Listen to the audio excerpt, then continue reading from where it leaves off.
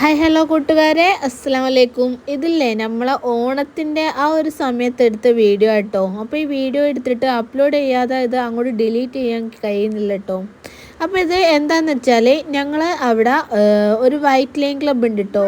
കുറേ കാലമായിട്ടുള്ളൊരു ക്ലബ്ബാണ്. അതിൽ ഈ പരിപാടികളും കാര്യങ്ങളൊക്കെ ഉണ്ടായിരുന്നു. പക്ഷേ കുറച്ച് കാലമായിട്ട് അതൊക്കെ അവിടെ നിർത്തി വെച്ചത് കേട്ടോ.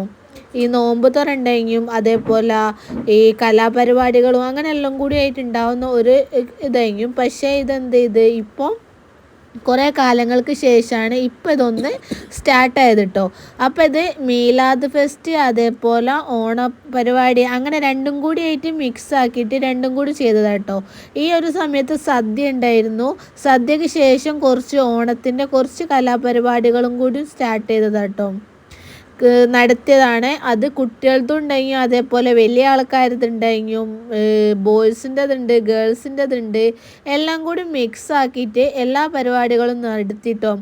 എല്ലാവർക്കും ഒരു സന്തോഷമാണ്, ഒരു ആവേശവുമാണ്. പിന്നെ എന്താ വെച്ചാൽ എല്ലാവരും നല്ല ആവേശത്തിൽ ഇതാക്കുന്ന കുറച്ച് ആൾക്കാരായിട്ട് ടീംസാണ്.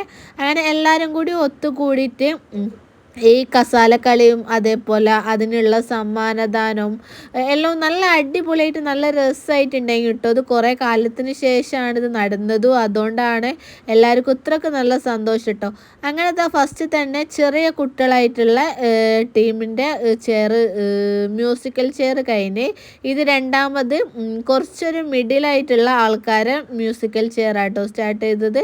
അതിലും ജയിച്ച ആൾക്കാർക്കുള്ള സമ്മാനദാനവും കാര്യങ്ങളൊക്കെ കഴിഞ്ഞതിന് ശേഷം അടുത്തതാണ് വരുന്നത്. എല്ലാവരും ചിരിച്ച് മതിമറന്ന് പോയ ഒരു മ്യൂസിക്കൽ ചെയർ, അവിടുത്തെ വലിയ ബോയ്സിൻ്റെ മ്യൂസിക്കൽ ചെയർ കേട്ടോ. അതിൽ കുറേ അങ്ങോട്ട് എല്ലാവരും ചിരിച്ചും എന്താ പറയുക, ആ അനൗൺസ് ചെയ്യുന്ന ആൾക്ക് എന്താ പറയുക പറഞ്ഞിട്ട് ലാസ്റ്റ് കുട്ടികളെ ഞാൻ ഇത്രക്ക് കഷ്ടപ്പെട്ടില്ല, വലിയ ആൾക്കാരെ മ്യൂസിക്കൽ ചെയറിലാണ് ഞാൻ ഇത്രക്ക് ബുദ്ധിമുട്ടായിരുന്നത് പറഞ്ഞിട്ടോ.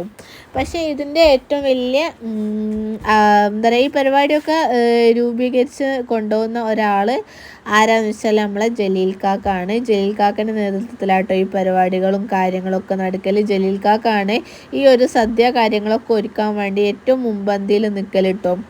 ഈ സദ്യക്ക് ഒരു വെറൈറ്റി സദ്യയെങ്കിലും, കാരണം നെയ്ച്ചോറുണ്ടെങ്കിലും അതേപോലെ വെറും ചോറുണ്ട്, സാധാ ചോറുണ്ട്. പക്ഷേ നെയ്ച്ചോറും കടായും പിന്നെ സദ്യൻ്റെ കുറച്ച് ഐറ്റംസും കൂടി ഇട്ടുണ്ടായിരുന്നത്. അതൊരു വെറൈറ്റി രീതിയിലായിരിക്കും. ആ ഏരിയയിലുള്ള എല്ലാ ആൾക്കാരെയും ക്ഷണിച്ചിട്ടുള്ളൊരു പരിപാടിയാണ് കേട്ടോ.